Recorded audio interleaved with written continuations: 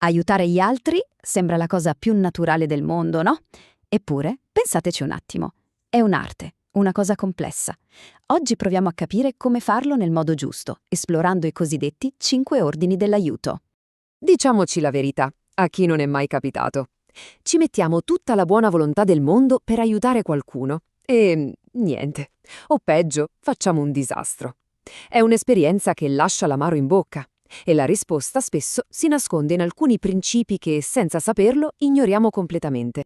E per vederci chiaro, ci affidiamo a un gigante del pensiero, lo psicoterapeuta Bert Hellinger. Ha passato la vita a studiare le dinamiche nascoste nelle relazioni umane e ha messo nero su bianco quelli che lui chiama appunto gli ordini dell'aiuto. Però attenzione, Hellinger non ci dà un semplice manuale di istruzioni, niente affatto. Piuttosto ci invita a pensare all'aiuto come a una vera e propria forma d'arte. E la sua idea di base è proprio questa, ed è potente. L'aiuto efficace non è solo un impulso del cuore, un istinto. No, è una competenza che ha bisogno di comprensione, di sensibilità, di pratica. Insomma, è qualcosa che si può imparare, affinare e, alla fine, padroneggiare.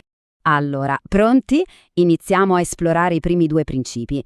E questi, vi avviso, ci mettono subito di fronte a una verità un po' scomoda: la consapevolezza e l'accettazione dei nostri limiti. Il primo ordine. Sembra quasi ovvio, no? Dai solo ciò che hai e prendi solo ciò di cui hai bisogno. Semplice, ma pensateci un attimo.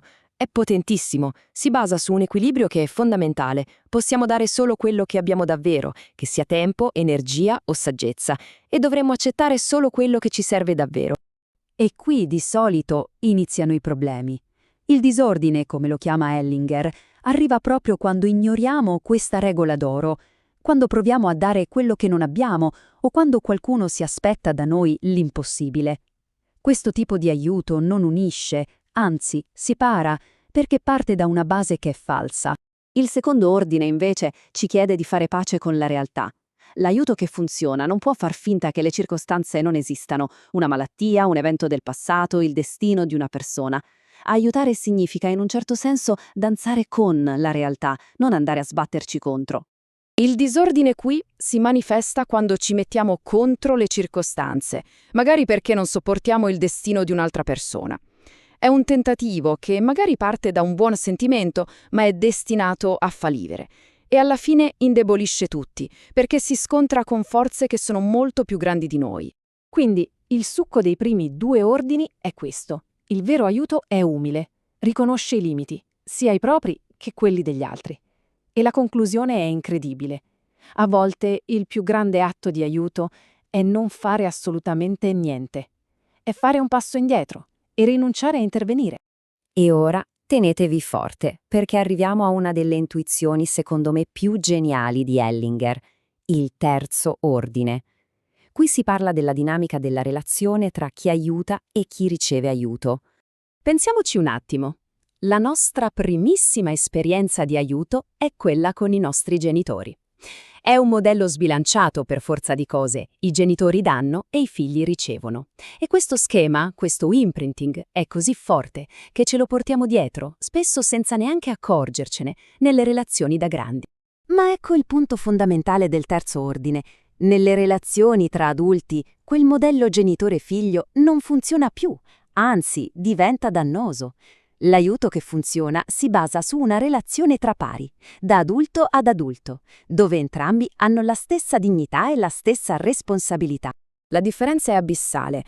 L'aiutante che si comporta da genitore alla fine crea dipendenza, si mette in una posizione di superiorità e in fondo è arrogante.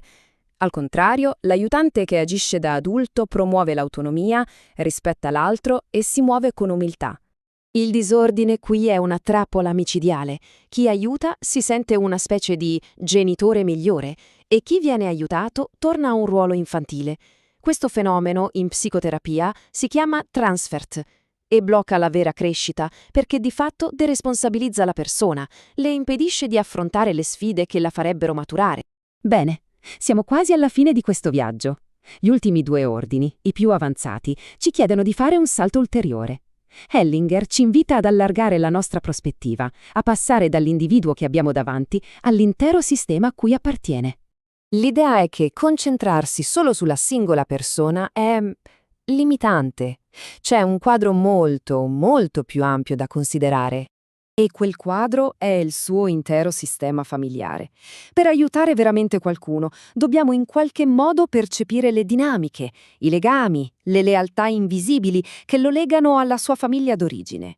Il quarto ordine, quindi, ci chiede un'empatia che sia sistemica. Non basta entrare in sintonia con la persona, dobbiamo entrare in sintonia con la sua famiglia. Spesso la chiave per la soluzione non ce l'ha il cliente, ma un membro della famiglia che non è nemmeno lì, magari un antenato che è stato escluso o dimenticato. E così arriviamo al quinto e ultimo ordine, il più alto. Questo principio ci chiede di accogliere ogni membro del sistema familiare così com'è, senza giudicare, senza fare distinzioni tra buoni e cattivi. Lo scopo ultimo dell'aiuto, vedete, non è risolvere un problema, ma servire la riconciliazione. Il disordine supremo, quindi, è il giudizio.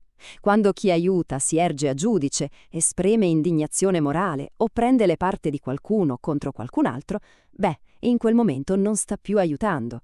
Sta alimentando il conflitto e impedendo la vera guarigione, che arriva solo quando ciò che è stato separato finalmente si riunisce. Arriviamo così alla sintesi di questo quadro potentissimo. Se dovessimo riassumere tutto il messaggio in una sola parola, quella parola, senza dubbio, sarebbe rispetto.